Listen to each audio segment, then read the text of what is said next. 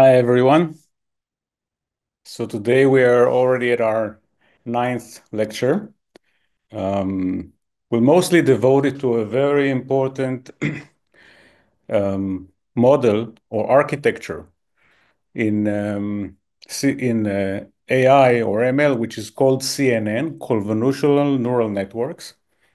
But before that, we'll start with something softer, as I always like, and we're going to discuss a little bit the Renaissance. It's very related to our topics.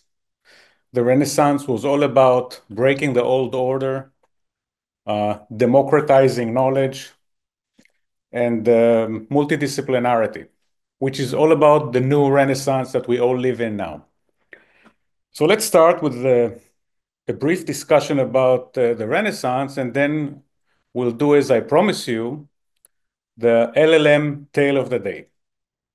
So let's start. So basically, at least this is how I like to see the Renaissance. It's a period where the old order was completely dismantled and a new world arose. So let's talk a little bit about the Renaissance, but I did want to ask you, can anybody name some important events which you think brought upon the Renaissance? The Renaissance happened after about 1,000 years of the Dark Ages. Dark Ages, Middle Ages, and then suddenly around the end of the 14th century, the 15th century, something has changed. Does anybody know, can anyone offer some ideas for what could bring about this amazing change?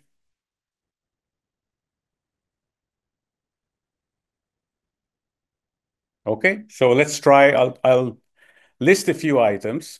And remember, it's all related to what we call emergence. Uh, okay, so let's look at a few. First of all, the rediscovery of classical texts. The texts from the Greek and Roman period have been suddenly appeared around these times. Some of them were brought from the Muslim world, where they studied these texts about 1,000 years ago.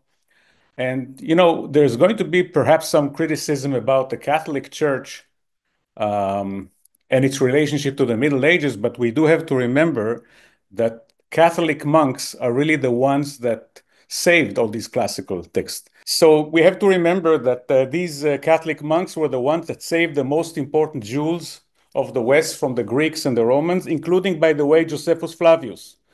And it's really interesting because most of these texts were not very Christian and not very religious. We're talking about Epicurus and Democritus and Lucretius, which were very, very unreligious, but still these Catholic priests and monks for many years copied them, and for that reason we still have them with us. Also Muslim scholars, no? Absolutely, I mentioned that in the beginning. Muslim scholars did an amazing job. They saved Aristotle, Plato, and many other very important texts. Yes. Growth of cities and roads. We talked about emergence. Remember that one of the most important thing in emergence is the ability to have proliferation of impact. And if you don't have roads, if you don't have any communication, it will never work. Let's go to the more interesting ones. The plague. The plague took place around 1348, towards the end of the 14th century. And what's really important about the plague is that it was the beginning of the crushing of the new financial system and the religious system. So let's start with the religious system. Imagine that you live in a village, and near the village there is a monastery, and everybody is sick in the village. So the monks in the monastery can do one of two things. They can either come and help you or run away. So if they run away, you don't have a lot of respect for them. If they come and help you and die together with everyone, maybe they're not so special.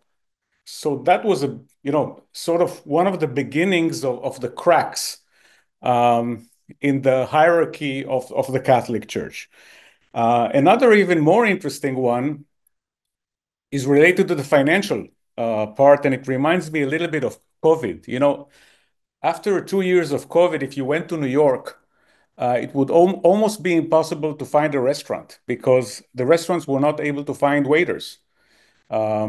Many just left the city, many started to do other things, and the same thing happened in the plague. A lot of people died, especially simple peasants. And then when the noble and rich people needed some help, uh, these peasants said, listen, we want higher wages. And they started to demand their own rights. And that was also some kind of a beginning of the revolt of the lower classes against the nobles. That's very important. Firearms. This is really amazing. This is the democratization of I call it democratization of death. Before firearms, people used the swords, and there were knights, and they knew all the tricks of how to do the duels with each other. And basically, it was just a bunch of hyperactive rich kids playing games. And then came the rifle or the musket. And here something very interesting happens. A peasant, a very simple peasant who never learned anything, can just pull the trigger and kill. So suddenly, the ability to kill became, it's sad to say, democratized. Everyone that wanted to kill could kill by just pulling a trigger. So it was very easy to raise an army of people that you don't have to train for 20 years and teach them the art of chivalry, of being a knight. So firearms also contributed a lot to the democratization. The explorers, we mentioned Cortez, the explorers, actually everyone could be an explorer. If you had a little bit of money, and especially if you had chutzpah, if you had guts, you could be an explorer. And many of Cortez's soldiers and Francisco Pizarro's soldiers were very simple people that simply had the guts to board a ship and go to the New World. Another thing about the explorers is that they brought an amazing amount of gold and silver to Spain. We will talk about it in a minute. And this gold and silver actually changed the West forever. Of course, the Reformation, that's an amazing example of a democratization of religion. We're talking about the Protestants, about Martin Luther. What Martin Luther actually said is, look, everyone should read the Bible. Let's break the hierarchies. We don't have to build some very expensive cathedrals. We can build very low-cost churches in every village. And thanks to the amazing invention of the print, now everyone could read the Bible. Now, this was a huge, huge change because before that, there were no books, there were no Bibles, and most of the people that could read the Bibles were the priests. And the big change was now that everyone that wanted to be a devout Christian could simply buy a Bible, read it, and do the job. So that was a very dramatic change. Gutenberg, right? In Germany? Excuse me? Gutenberg in Germany. Yes, Gutenberg invented, of course, before the Reformation. It was in the middle of the 15th century. Yeah. But to be honest, if you're already asking, it was probably half stolen from China. Really? It's amazing that almost all of the inventions of the 13th century, I would say half of them were brought from China, a third from the Muslim world. Very little creativity was in Europe itself. And when we talk about Renaissance, about especially Renaissance people, one of the most important feature is what I call multidisciplinarity. The best example is Leonardo da Vinci. This guy was everything. He was a specialist in anatomy. He was, of course, an artist. He was a physicist. He was an architect. He was a poet. He was a musician. He was an engineer, and I'm sure I forgot some more things. And the reason I'm talking about multidisciplinarity, because this is something that's very important for me to preach to you as the future of research. AI is going to give all of you the possibility to be multidisciplinary. It was almost impossible before, but we'll get to it in a few slides. My favorite Renaissance person is someone that is not very well known, but if I could bring someone from the dead and have beer with him, I would absolutely choose Giordano Bruno. So first of all, he was a traveler. He was in the Sorbonne in France and Oxford in England, and he met the Queen of England. He was all over Europe. He was an expert in how to improve the memory. He was a poet. He was a philosopher. He was a big believer in the heliocentric theory. The heliocentric theory is the theory that says that the sun is at the center and not the earth. We'll get to this in a minute. It's very important. He was a mathematician. He incorporated geometry in his writing. And sadly, since he was not an easy guy to be with, and since he had a lot of chutzpah, the Inquisition jailed him. He was actually 9 months in the cellars of the Inquisition. And all they asked him is, dude, I mean, it's important to say that he was a very religious person. So he was a Catholic. He just had a few questions about the Catholic religion, and especially he was a big believer in the heliocentric theory. And for 9 years, he was tortured. And people asked him just to say that he is wrong. And he said, look, if I'll say I'm wrong, it's not me. So kill me. And then, of course, in the 1600, after 9 years, they burnt him on the stake in Rome. On the people tend to think that Inquisition people are very harsh and exploit kind of people, but I will ironically tell you that there was a lot of creativity in the Inquisition. And I'm half joking now because there are two very important principles in how to torture a person. First of all, blood cannot appear. So whatever you do, you cannot shed blood. And the other one is you cannot repeat the same torture twice. So I would love to imagine a meeting room in the Inquisition in Rome where people invent, the new tortures. And I'm sure that if one of my friends, AI friends is here, he can probably build a caricature or a movie of what I'm saying. But just imagine a meeting room where people say, how about we take a rope? And the guy said, no, we did it last time. So think about it. For 9 years, this guy was tortured and never the same torture because you're not allowed to. So as I said, a lot of creativity. I'm, of course, ironically saying there was a lot of creativity with these people.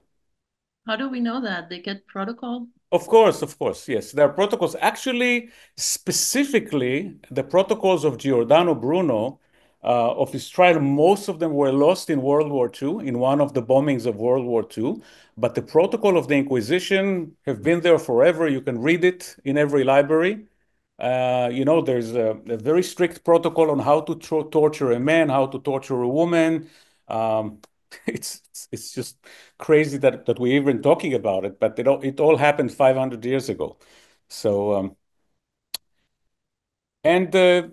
let's come to our time, to our Renaissance, which is the most important topic of today. So, first of all, there are now a lot of multidisciplinary discoveries. Protein folding is my favorite one. We'll get to it in a minute.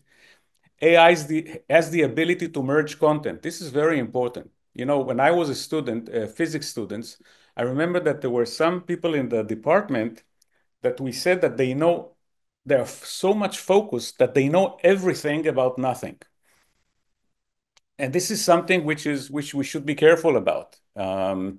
It's not good to know everything about nothing. It's good to know everything about everything, and AI is really helping us with it because it has amazing knowledge in biology and chemistry and physics and math, and you can just ask the LLM. This idea that I see here in physics, does it have a parallel in chemistry?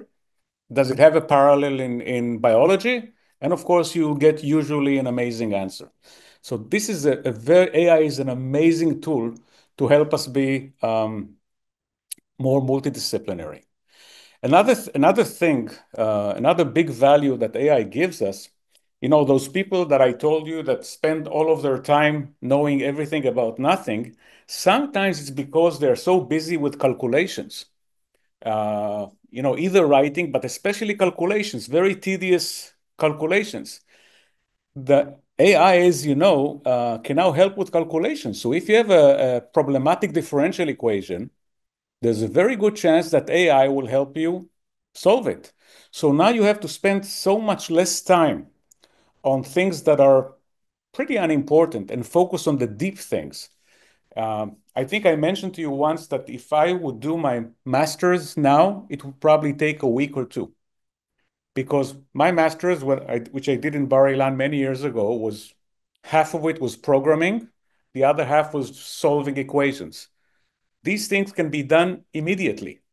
Not immediately, but very, very close. And I've started to look at some of your exercises, and I see that many of you got the point that you can use not AI not only to write code for you, but AI can actually help you think, fix and improve your intuition and solve problems.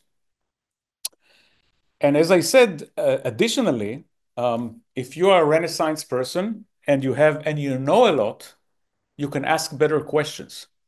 Okay? The whole idea about prompting is you have to know what to ask. Imagine, the LLMs is a huge pile of treasures, and the only way for you to probe and get these treasures is by smart prompts. So if you know a lot, and if you have a wide range of knowledge, you can ask better questions and find bigger treasures. So we talked about Leonardo. My favorite Renaissance person of our era is Demis Hassabis. He's the one that led DeepMind, and he's the one that got the Nobel Prize for protein folding. So just to give you an example on what kind of a person this guy was. So he started to play chess at the age of 4. At the age of 13, he was already a master. He developed games. He was a game developer and a designer also. He was an entrepreneur. He studied neuroscience. He created DeepMind, which was acquired by Google, and then he won the Nobel Prize for AlphaFold. But look at AlphaFold and see the breadth of science that this thing had. Obviously, AlphaFold had a lot of AI. It has a lot of physics. Remember, we talked about the values of equilibrium of low energy. It has obviously a lot of chemistry. He won the Nobel Prize in chemistry. Biology, of course, we're talking about proteins. And believe it or not, there was a lot of evolutionary knowledge in his work, because one of the things that they did, they looked at a certain gene across many generations of evolutions, and through that, they came to conclusion which pieces of the genes are probably the most important because they were unchanged for many evolutionary generations. So obviously, the protein folding problem could not have been solved by a person that knows everything about nothing. And I think it's probably one of the first discoveries of the kind, and many of them will appear. And I think I told you once that the protein folding problem solving, in my opinion, should be on the headlines of the New York Times for a week, in terms of how dramatic it is, because it will allow us to design new drugs and learn so much about our body. And I think in the coming few years, people will get to understand the value of this amazing discovery. So I want to talk about another Renaissance man, and this is someone that you should be cautious about. His name is Ophir Levi. He was born in 2002, so he's 23 years old, and he works for me. I think I told you that I have a small team that is helping me to create a book about science, and a YouTube channel about science. And I got to know him a few years ago. I knew that he was an expert in YouTube, and he told me, "Look, I'll be happy to work for you, but one thing you should know: I will never write code. I hate writing code." And then I showed him how to do vibe coding, and he became an amazing coder. This guy is all over the world. I mean, you can find him in Vietnam, you can find him in the Philippines, diving into old World War II ships. He's interested in everything, in music, in art. And I want to tell you something amazing that he did, which brought me to tell you about him. I also want to mention that Ofik asked me about a year ago, he wanted to study physics in the Hebrew University, and he was he wasn't sure about it. And I told him, Ofik, the world is changing. If you're not sure about studying physics, wait a year. Work with AI, work with LLMs, maybe you'll make different decisions. So I can tell you as a physicist that in a year from now, I think Ofik will be in the level of writing research papers in physics because of the work that he's doing and the simulations he's doing. By the way, that's not to say that people that study physics or biology today are making a mistake. On the contrary, as I told you, as I quoted Jensen Huang from NVIDIA, these are probably the best areas to learn today, physics and science, because these are the areas that will help you to make and create the right prompt. So I want to tell you a quick story about Ofek, and then we'll dive into our CNN stuff. So I think I told you that one of the areas that I'm very interested in is cultural clashes in general. But the one between the Spanish conquistadors and the Aztecs is the most interesting one for me because it was two cultures that were completely orthogonal to each other, and they met at one morning in 1519, and after 3 years, the Aztec empire was defeated, but an amazing amount of gold and silver started to flow from Mexico and then later from Peru. In Peru, the same thing was done by a guy called Francisco Pizarro, who conquered the Inca Empire. This also with a small number of soldiers, an emergent group fighting a very hierarchical group and won. And then an amazing amount of gold and silver started to flow from America to Spain. I think the silver that flowed from America to Spain was more than the amount of silver that actually existed in Europe at the time.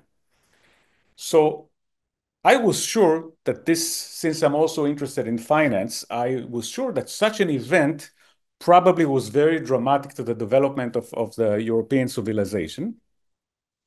And I asked ChatGPT about it. Now, since I know the answer, and the basic answer is that the amount of money of gold and silver that flowed to Spain caused a crazy inflation in Spain and Portugal because too much money flowed and they were not able to pay employees. So they started to import stuff from the Netherlands.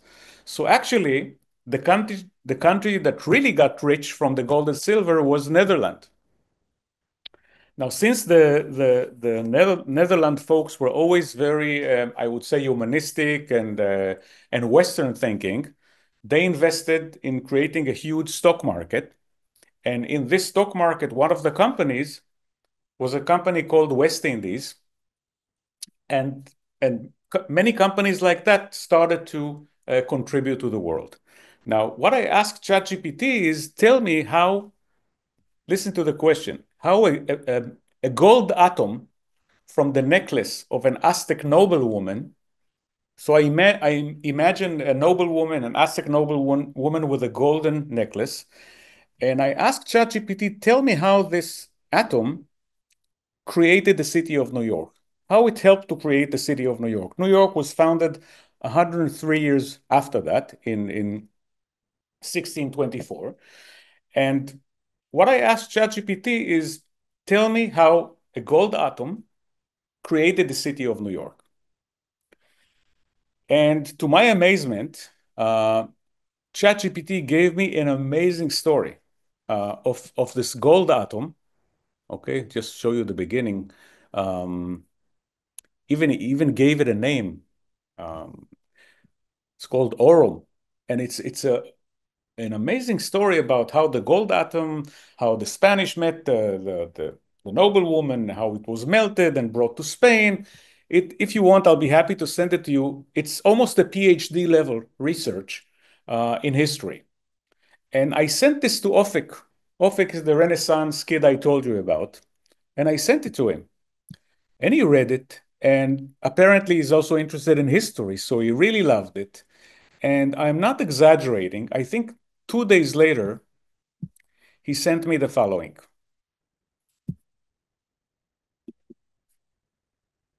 Sorry.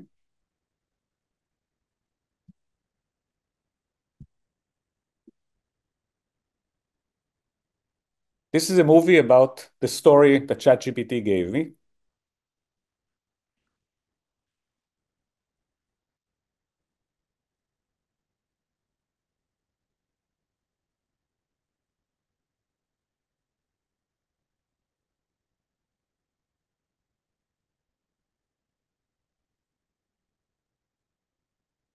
So that was our LLM tale of the day. I hope you liked it and just try to understand the stream of things that happened here. I sent a deep query to ChatGPT, got a story, sent it to this guy who was probably diving somewhere in the Philippines. And a day or two later, I got this movie. Now, I stopped him because he wanted to make it a full-featured movie, and I told him that this is not our business to create movies. But I just want to show you how powerful these tools are and how they're going to change our lives. So this is a good time to continue with our quest for neural network models. And today we're going to talk about one of the most famous architectures, which is called convolutional neural network. And I would like to start with something which is almost irrelevant, but later you will see that it's very relevant. And I'm going to talk about visual filters. So what you see here is a picture. And if I do apply filter, on the right, you see the result of filtering this system. Now, here I can select different filters. Let's take a horizontal filter and apply it.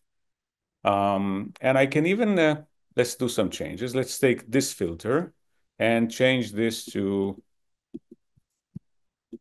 and I know that everything that I'm showing you now is unclear, but what I want you to focus on is that I have an original picture and I have a transformed picture, okay? It's something that we, especially in physics, we love very much, a transformation. So what I would like to know is to try to understand what the transformed picture is, and I will try to do it with this camera. Okay, so what you see now is on the right, I have my filtered picture, and sorry, let's change it to what it was. Okay. And I want you to, you see the pen that I'm holding? Can you see the pen? Yes. Okay. So you see that it's very clear, but if I turn it like this, it's not as clear. This is why it's called a vertical filter. In general, if you look at my picture, let me hold something, you can see that things that are vertical are clearer than things that are horizontal because, you know, it's a vertical filter. So let's try to understand what happened here. Okay, I have a picture and I have a way to transform it to a different picture. In this case, the transformation emphasized vertical lines. So let's dive a little bit deeper into the mathematics of how filtering works. It's actually very simple. Sorry.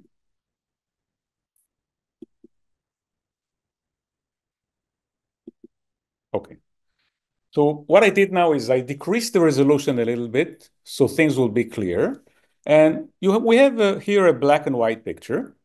If you remember, each pixel will have from 1 to 255. The value, sorry, from 0 to 255.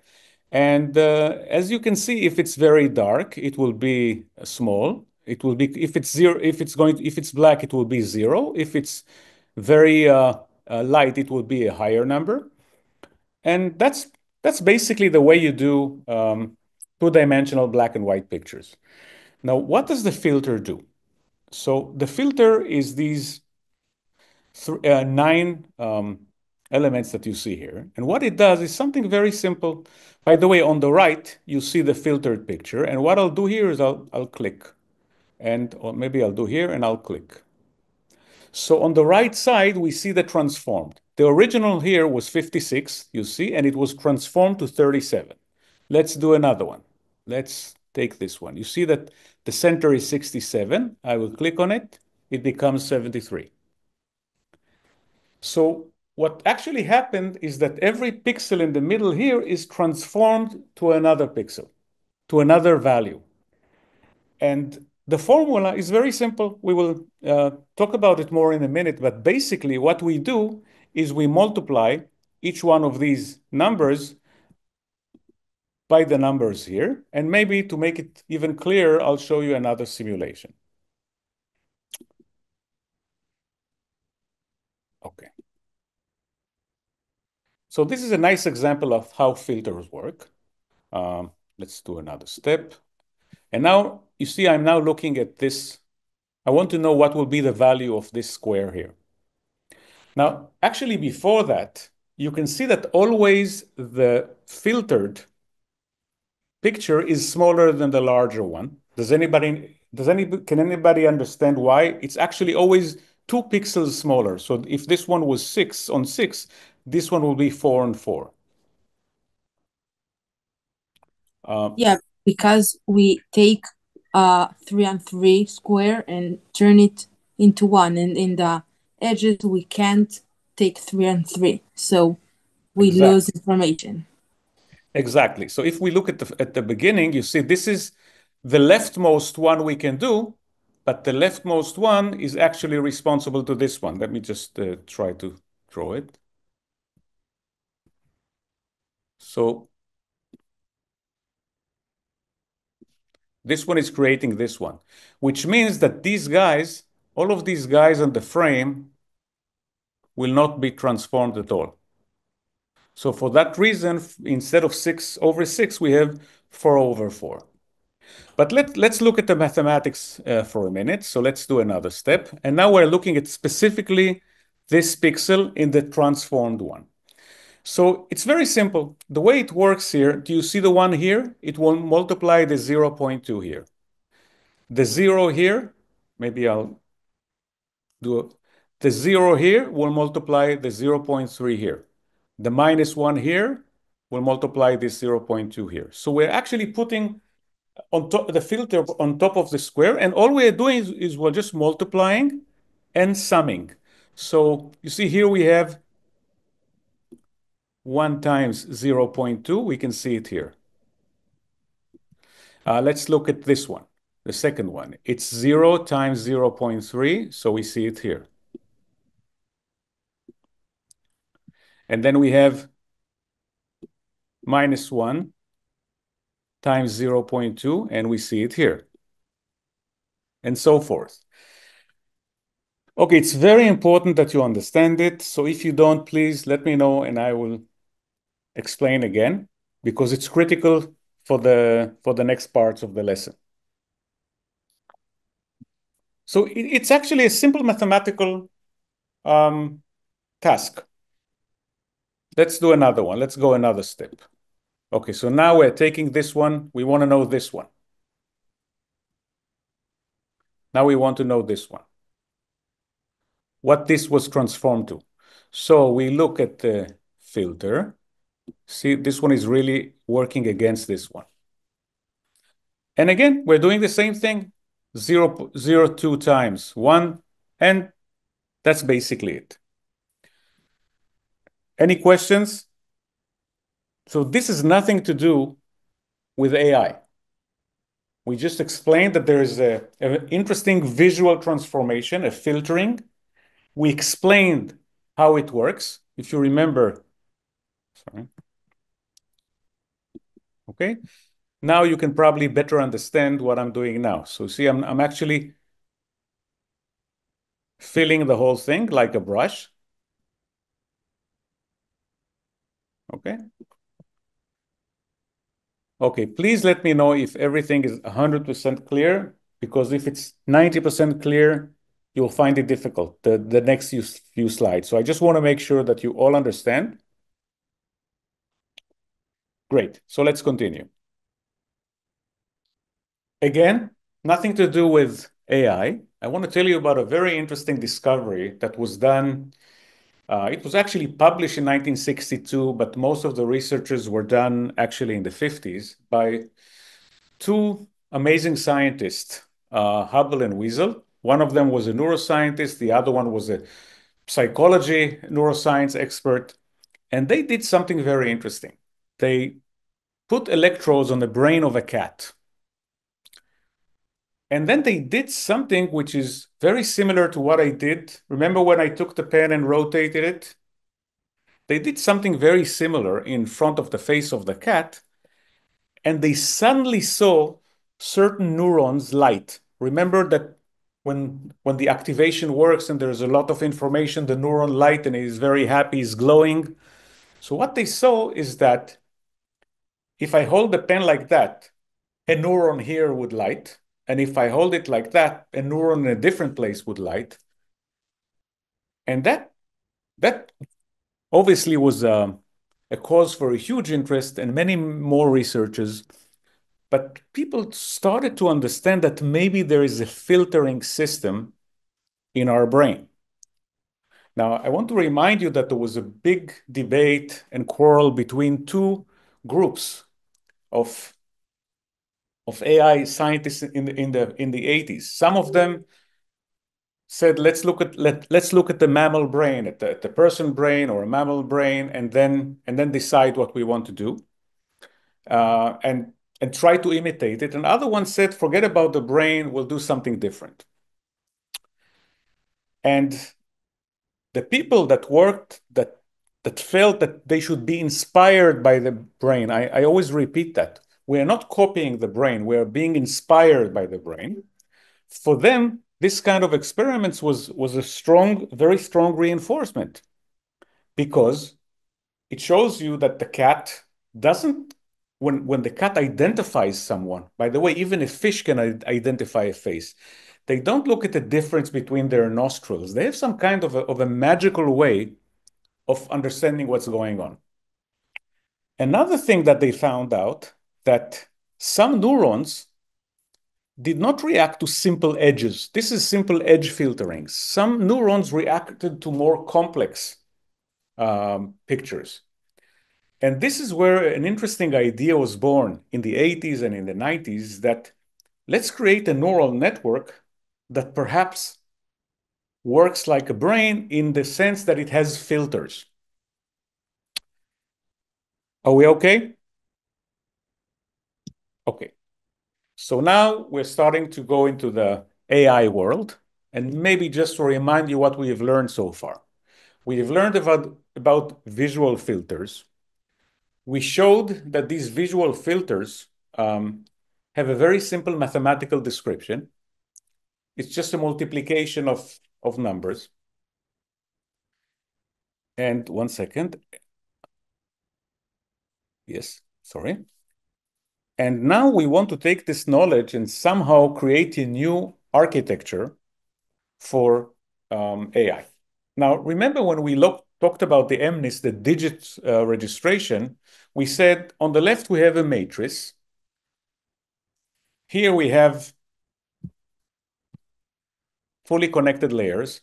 So what we did is we took the matrix and sliced it into a vector. So we took this 9 and transformed it to this thing here. Okay? So that it was just a convenience thing. It was nothing deep. Since here we have vectors, we wanted a vector to speak with a vector. And it makes perfect sense. Why do we use the matrix if we can more pleasantly vectorize it? Now, let's talk a little bit about the number of weights that something like this creates. And I will show you something from the past. I think you remember this very simple example of network. And what I want to convince you is that if I have a layer of 3 here and another layer of 2 here, I will have 6 weights altogether. Now it's very simple, because this one is connected to 3 and this one is connected to 3. So we'll have 6. So obviously, you know, if I have here, let's take another example. Okay. So let's say I have 4 neurons here and 3 neurons here. It means that we'll have 12 weights altogether. We just multiply this number by this number, right? Because each one of these is connected to all of these. So we just 3 times 4. Going back to our world, if we have 1,000 here and 1,000 here, we'll have to have 1,000,000 weights. But when we're dealing with images, the numbers are much bigger. Imagine that instead of here, where I had 28 over 28, I will have 1,000 over 1,000. Imagine that I have a picture of 1,000 over 1,000. So in a situation like this, if I have a picture of 1,000 over 1,000, the first layer will already be 1,000,000. And this layer will, let's say, be millions, so we already have 1,000,000 square weights. Now, you may say, Joshua, you taught us that many weights is good. The more weights, the merrier. And in general, it's true. But what you'll see here is that most of the weights are meaningless, and we're going to waste a lot of computation if we took a picture of 1,000 by 1,000 and vectorized it and tried to move it into this place. So what we're doing is something exactly the opposite. Instead of convincing this thing to be a vector, we're actually convincing the layers to be matrices. Okay? And, we shouldn't worry. It's just, there's nothing deep here. Here we have, let's say, 28 over 28 neurons. Here we have the same. So just look at each one of these as a neuron, exactly in the same way that each one of these we treated as a neuron. Okay, nothing really deep here. It's just almost a matter of convenience. So all I did here is, instead of doing vectors, I'm doing the whole thing with matrices. I'm sorry, 1 minute. Sorry.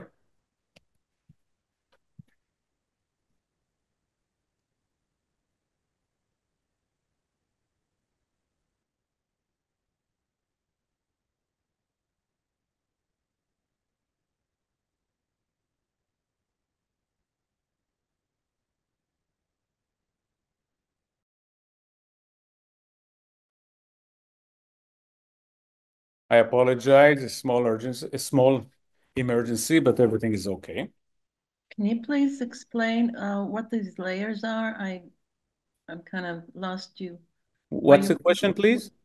When you moved from the vector to the layers, Yes. what happened? What did you do? Nothing happens. So far, nothing happens. So if all I would do is just turn these lines into matrices, I've done nothing. Okay, it's meaningless, totally meaningless. But here comes the big change. If we would go with the old picture,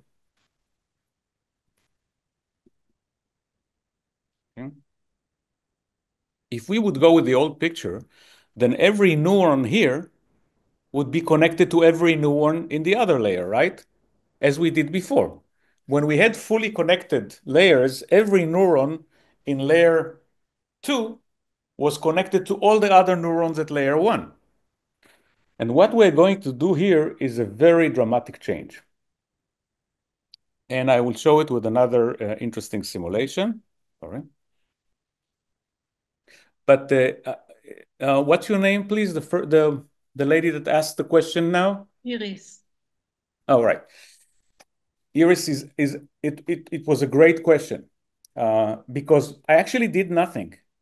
Instead of looking at these 28 numbers as a long vector, I'm looking at them at a 28 on 28 matrix, and the same thing with these things here. I haven't really made a change. The big change is going to be, as you'll see in a minute, that now, when we work now, each neuron will not be connected to all the other neurons. It will be connected only to a small number of neurons. In a minute, you will understand why it's very relevant to the filters. So now each neuron will look at the layer before it and connect only to a small number of neurons. Now there's a big difference, okay? Because now we're talking about a completely different model. Before that, I didn't really make a change. I just made vectors into matrices, and it's really not very interesting. But the big change is now going to be that each neuron in one layer will not be connected to all the other neurons. It will actually be connected in a very, very clever way, and we're going to show it now. Sorry. Okay. So what I'm going to do now is to do MNIST, the same problem, but to do it in the convolutional way. Okay, so what you see here, these are the layers, and you can see something very interesting, that each neuron is actually connected only to 9 neurons in the input. Can you see the simulation? You see what I'm doing? Each neuron here is not connected to every neuron on the input, on the 3. It just is connected to a very small square. Look at this on the left, on the number 3. You see the square? So each neuron is just looking. This neuron is not interested in all the number 3, in all this 28 over 28 pixels. It doesn't care about them. It's only looking at a very small group of neurons. So you already see the resemblance to the transformation that I showed in the beginning. If you remember, each neuron was connected only to 9 neurons. When we did the filtering, when we did the convolution, each pixel was only connected to 9 pixels on the original picture, on the untransformed picture. And what we're going to do here is something very different. Let me know if it's understood. I know it's not very simple, but let's give it a try. So again, what I'm saying is that here I have 4 layers. These are full of neurons, okay? It's a matrix of neurons, but the special thing about the neurons here is that they are not connected to all the neurons in the layer before. Each neuron is only connected to a very small group of neurons. How many neurons do you have in a square? Okay, so here in the square we chose 9, like in the old filter. Remember our filter? So you have 9 neurons in a square? Yes, let's go back for a minute to our filter pictures. Okay, so this is exactly what we see here. Let me just clean it a little bit.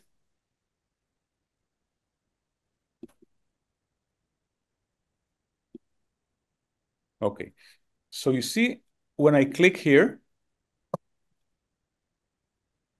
okay, when I click here, what you see here is really on the right side, you have the neurons. On the left side, it's the input. But you see that each pixel on the right is influenced only by 9 pixels on the left. Yeah, I can see that now. Thank you. If you see that, then you understood the whole thing. Look, I have to tell you something. I have a lot of friends that do AIs. Many of them don't really know that because you can bypass it, as I'll show in a second. But I want you to really understand the nuts and bolts. And it's a critical thing to understand that what we are doing here is, first of all, we're doing filtering, exactly like in the cat's brain, but we're also using a very small number of neurons. We're not fully connected anymore. We're only connected to the neurons that are interesting for us, that have impact for us.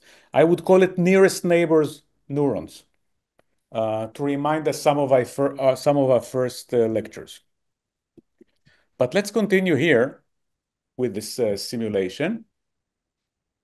So let's do a few tricks. So, I would expect perhaps for someone to ask, where are the weights here? I mean, we have to have weights, right? Otherwise, we're doing nothing. So where are the weights? Does anybody want to try to guess where the weights are? That's the convolution matrix. Again, please? That's the convolution matrix, isn't it? Okay. Very good.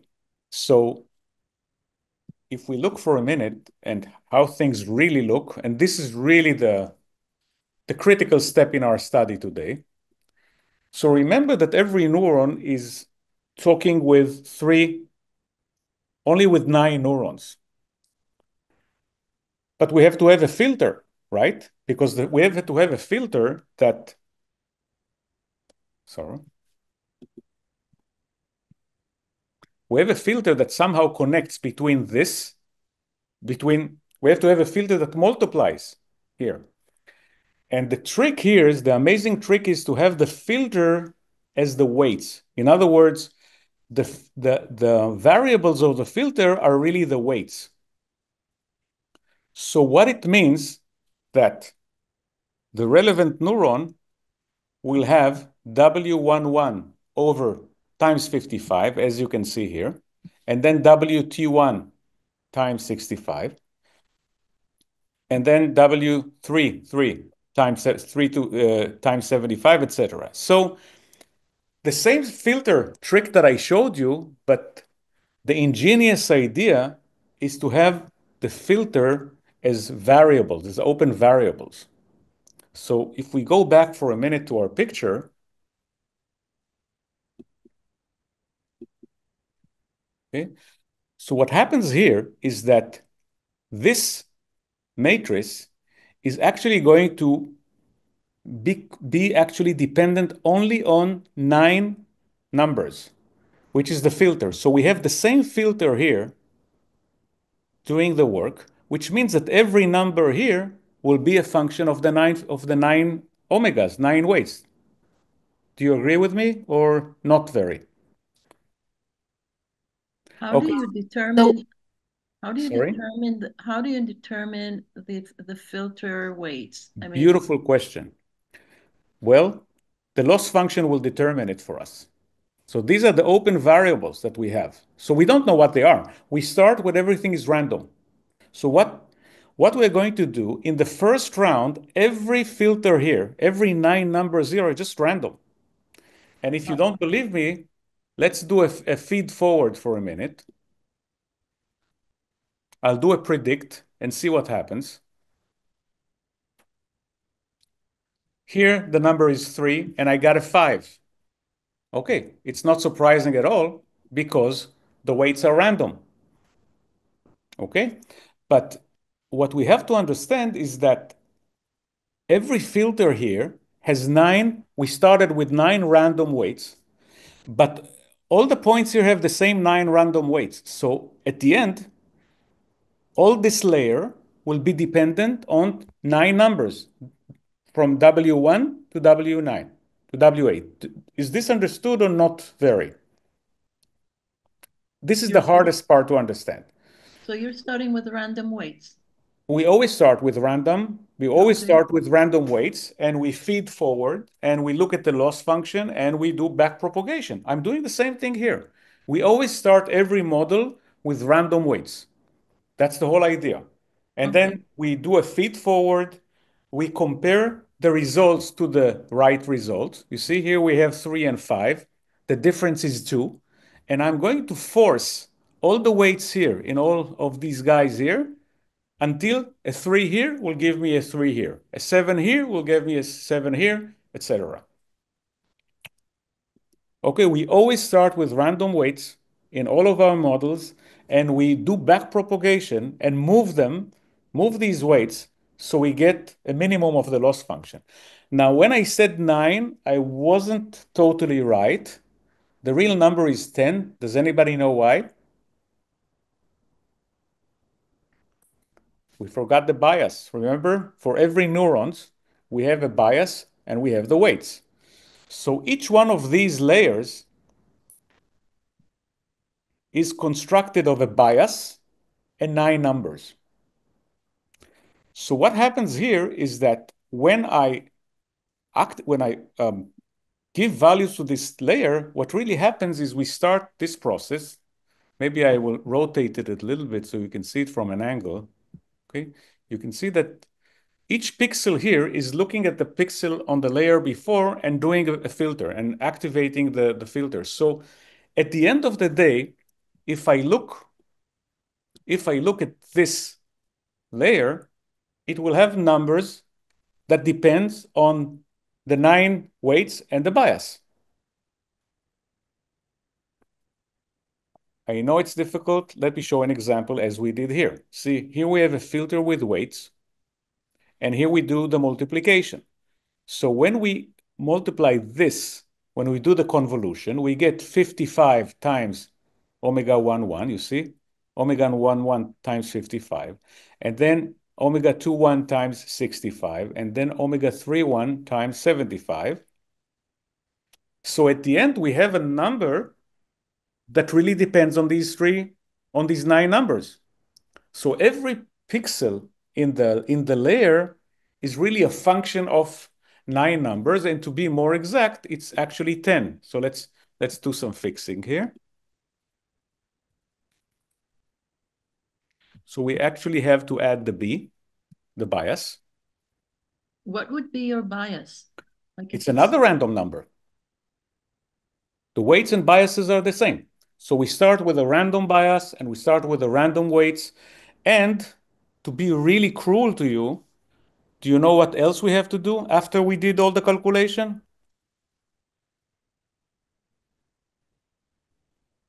Activation. We have an activation. We always do. Remember, we sum all the numbers, we add the bias, and we do the activation. So let's say the activation here will be ReLU. And this means now that we have a way to calculate every point in the layer.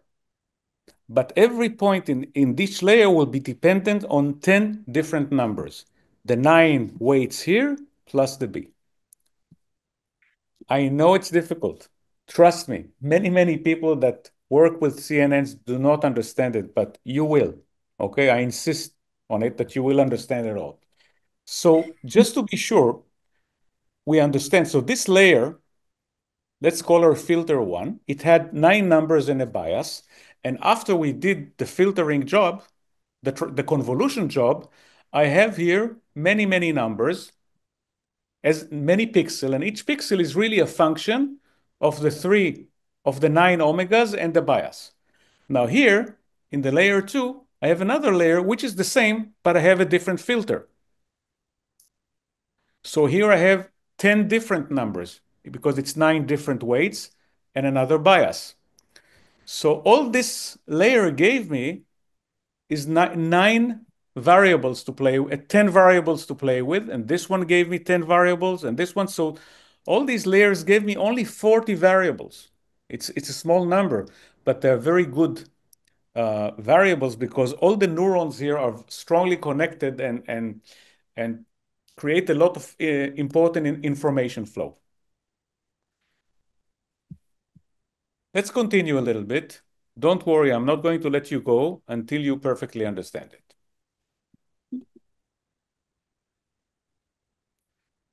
I enjoy your smiles. I really understand you. Okay. The last difficult thing, almost difficult thing I want you to understand, that sometimes what we do in CNN, after we created layers with all these weights, we take the matrices and make them smaller, make them narrower. I will explain later why we do it, but it's very simple to see how it's done. So here you see a matrix, and it's another transformation. It's transformation which is called the max pooling, and I'll first show you the simulation, and then I'm sure you will understand how it works.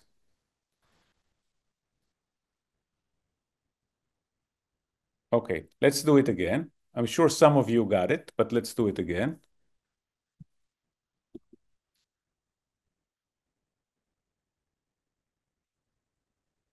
Okay. So this is the original matrix, and we just want to make it smaller. So we do it in a very, actually stupid way.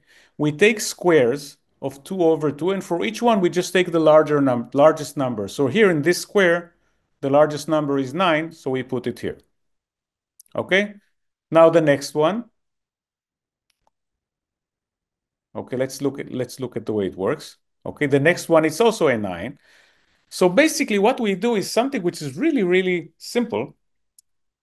We take the original matrix and we just want to make it smaller. And the way we make it smaller is for each little matrix, we take the largest number. This is why we call this max pooling. So what we did, we actually decreased the matrix from n over n to n over 2 over n over 2. We sort of halved it, made it half the size. Okay, now you may ask, and it's a good question, why do we do it? And the answer is that it somehow gives us good results. Always taking the larger one, it's a little bit like the logic of the neuron to give a lot of weight to the bigger sources. So it works. But it's important to understand that when we go from this stage to this stage, we're not adding new weights. It's the same number of weights that we add here, we'll have in the new one. We just have a smaller matrix. Okay. So let's do a very little bit of coding. And to be honest, most of the people that I know, at least, do not care about these little details. They go straight to the programming, and the programming is very easy. And what I want to show you now is a prompt I gave to ChatGPT, and I want to go over it with you systematically. So I told ChatGPT, I teach AI at a beginner's course. During the last few weeks, we have spent some time on solving digit recognition MNIST with MLP. MLP is multi-layer perceptron or fully connected layer. It's the vertical layers that we know. Today, I would like to show them how to solve the same problem with CNN. So we're talking about the digit recognition problem, but we're going to solve it in a different way. We're all using Jupyter Notebook and TensorFlow.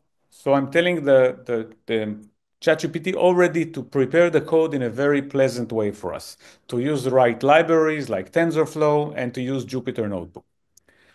And I asked ChatGPT, can you please provide two cells, one with an MLP, it should have been without the D, an MLP solution, as we did in the past for MNIST problem, and the other with CNN. So I asked ChatGPT to take the same problem and first to solve it in the old way, the MLP, and then later to solve it with CNN.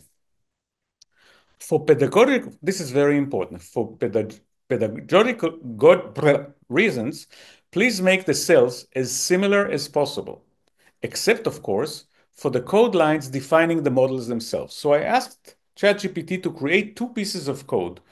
One of them should solve MNIST with MLP, the other with CNN, but I asked ChatGPT to make them as similar as possible so you will understand exactly what the change is.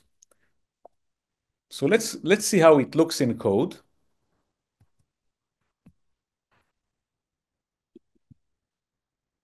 Okay, so this is the code that ChatGPT gave me, and this is the MLP. MLP is the old way which we did in the past, and you can see this is the most important command. So we see that we created a model that started with 28 over 28, 1. So the input is, of course, the matrices from MNIST. I asked to use activation of ReLU and one hidden layer of 128 neurons. And of course, the last layer has 10 because we have to select 1 out of 10. And if you remember, we asked to use softmax on these 10. So this is the simplest model, linear, fully connected model. You have the input, you have one slice, one layer of 128 neurons, and that's all. And of course, here we have other variables like epochs, how many times I want it to run. So here I just asked to run it 5 times, and I got a very good result, 0.97 accuracy. And let's look at the number of parameters that we have. It's 101 over 770. Let's try to understand why this is the number of parameters. Help me out here, okay? So let's look at these two layers. Here we have 10, and here we have 128. So together we have 1280, right? We multiply them to see the number of parameters, but we also have to add the 9 biases. So you can see here that we have 1290. Okay, there's a nice command called model summary, which just shows you all the trainable parameters. Now let's try to understand the other layer. Okay, here we have 128, and we multiply it by 784. And of course, we also have to add 128 biases. So this is the number we get. So this is the number of trainable parameters for the MLP model. Now, let's see the same thing, but with CNN. And amazingly, you will see how similar it is. So this is really the only change. And let's understand the model that ChatGPT built. And by the way, please note, I didn't tell ChatGPT how many layers to put or which activation functions to put. It selected for the first model 128 in ReLU. And it's going to do the same thing with CNN. It's just going to start with parameters that make sense. So let's see what we got here. So this is what ChatGPT selected. We'll do a convolution layer, which is going to be 32 over 32. Then we're going to have a filter, a 3 over 3 filter. The input, of course, is as before. Remember input? Here, by the way, I compared the two. It's very nice to see the comparison. This is the first one. You see the input is 28, 28, 1, the same thing here. And of course, the output will also be the same because both of them have to have 10 at the end. So look at how similar the two output layers are. They're completely similar. Okay? And the only difference is the convolution itself. So what he told me, what ChatGPT selected is to have 32 layers. 32 layers of 3 over 3. 32 different layers, I'm sorry. And half them, and that's all. So let's see what it looks like. And just to understand what was 32 before is the 4 that we have here. So here we have 4 layers. We just change it to 32. And let's look at a nice diagram of what we do here. So we started with a matrix of 28 over 28. Here we have 32 layers, but these layers are 26 over 26. Do you remember why? This is 28 and this is 26. Anybody remember why these have to be 26 over 26? Yeah, because we can't calculate the numbers on the edges. Exactly. So the edges we cannot do, so obviously these matrices have to be smaller. Now, please understand, these matrices are full of weights and biases. Each one of them has actually 10. Each number here is built of adding some function, but all of them are dependent on the weights and biases. So if we have 9 here and 1 bias, all this layer will be full of numbers that are related to these 10 numbers. And the next layer will have a different filter and a different bias. Let's try to think together what would be the overall number of trainable parameters here. Okay? We have 32 layers. In every layer, we have how many? How many different weights and biases? 10, right? 10. So it's 320, that's all. A relatively small number of weights we have here. Then we do pooling, the max pooling, and you see this is about a half of this. So we have 32 layers, but now they are 13 over 13, which is half, right? Half of 26. So all we did is we took these matrices and made them smaller. Now comes the big part. After we took this layer, the pooling layer, and we flattened it. Flattened it, it means that we made it flat. So if you see the calculation, 32 times 13 times 13 is exactly 5408. It should be at least, okay? So what we did, we just took all these numbers and put them in one vector. And this vector, we had it fully connected to the last vector with 10. And that's it. And before we finish, let's deeply try to understand what we did here. Sorry. So here we have just numbers, right? This is 28 over 28 numbers. What we did is for each one of these layers, we decided in the beginning on the random set of 10 numbers, 9 weights and 1 bias. So each one of them has a random set of 10, which means that here we have some kind of animals which have a lot of W's. And as I said, altogether, we only have 320.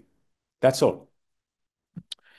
This is not really that important. We just made them a little bit smaller, these matrices. We took from every little square of 2 of 2, we just took the larger one. Not really interesting. Here, we took the 5, 4, 0, 8 numbers, which are here. It's not numbers, it's functions. These are all functions of these omegas, okay? But here, we also have, here we also have biases. So what we have here is another very big matrix of 10 times 5, 4, 0, 8. To this matrix, we add 10. We have to add 10 for the biases. And altogether, we have a nice number of weights and biases. Now, we take the result here and compare it with the right result because we are doing supervised learning. We know what the right result is. And if the right result is not good, we're going to do back propagation and change all the omegas here and all the omegas and biases here, all these variables that we have, we change them all and we try again. And we do it many, many times with many, many numbers until we see that the error is very, very small. In other words, until we see that the weights are stabilizing. I have 1 more minute of explanation, but before we do that, I just want to make sure that we understand because it's really not a trivial thing what we've done so far. I have a question. Aren't we afraid of losing information also in the layers, but also in the max pooling? Yes, it's a great question. If I would see this for the first time, I would think that it's crazy. Luckily, it works. So interestingly, the idea of max pooling, the fact that we take the largest one, has a good impact on the whole process. And please understand that the process from here to here really makes sense because what you're saying is that this neuron should be only influenced by the neurons near it because they are really the ones that are impacting. So to your question, intuitively, I would say that you're absolutely right. We're losing tons of information. But if you look at the results, I will very quickly show you the results of the code. Okay, so this is the This is the MLP. This is the CNN. The results here are better, 0.98. And the number of parameters, of trainable parameters here was 693. And you can see that most of them came actually from the last layers. Remember the 320 that we calculated? That was here, but then we had many of them. Let's look at the picture again. Here we had most of the weights and biases came from here, but here we only got 320 weights and biases, but they were the most important ones. And now, if you still have some intellectual energy, let's try to understand what really happens when we train. So when the system is trained, the omegas are, the weights are stabilizing. So let's do a training of this system here. So now I'm training. This is a real CNN.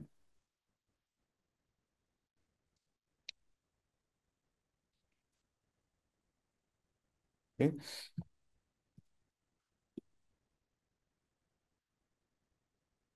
First of all, you can see the weights, sorry. This is the last layer, okay? And actually we trained it, but let's do a predict now. So now I'm predicting with the good weights, okay? So now I'm doing real prediction. You see I got a 3 because it's good training. Okay, and this is how the 3 is related to the flattened, okay? And now, maybe these pictures have some meaning because the weights that we have here are really the true weights. In other words, these are the weights that are right. These are the weights that help me identify the numbers right. So if I would look at the cat's brain, this is probably what the cat has in its brain, these weights, because this is the final answer. These are doing good identification. And what we are seeing here is that each layer is looking differently at the number 3. Each layer is emphasizing different things. And please remember, we start with random weights, but these are the true weights. These are the weights that help me do good digit recognition. So these weights already they have a real impact and a real meaning, because these are the weights. These are sort of the right weights. And you can see that when you look at the right weights, you can see that they look at very different areas of the 3. Maybe we'll try another number. Okay, let's do a predict. So now I'm predicting a 6. And you can see that it's looking at the edges. The first layer is looking at the edges. The other layers are looking at deeper things. And it's very similar to what we saw in the cat's brain. So the first layer is looking at edges, is a relatively simple filter, and the other layers already sort of encode deeper meanings. Now, just lastly, what we saw here is something that ChatGPT offered. What I took the code of ChatGPT and created a diagram. In reality, if instead of black and white 28 on 28, we would like to take picture of cats and dogs and high resolution, we will have many more layers here. And what we will many times have is many layers like this. We'll have one convolution and then pooling, another convolution and pooling, convolution and pooling, etc. So the real models are much, much richer than this very toy model, poor simple toy model that I'm showing you now, but I chose it just for deductive reasons. I just wanted you to understand the concept. And if you understand this, then obviously if you multiply this by 8 and do another 8 pairs, it means nothing from an intelligence point of view.